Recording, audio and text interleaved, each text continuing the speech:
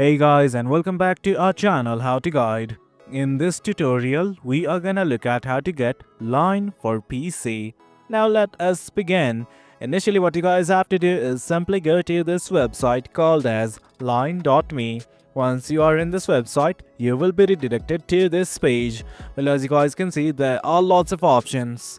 Right now, let's simply look at how to download it for our PC. At the very top, you can see something like this. Right here is the download icon, and below it you can see the three options, namely for iOS, Play Store and the PC. Click on the third option right here.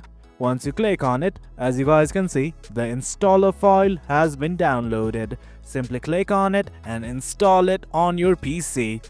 Just click on this checkbox right here and just hit on install. Once you've done that, simply log into your Line account. Well guys, that is it.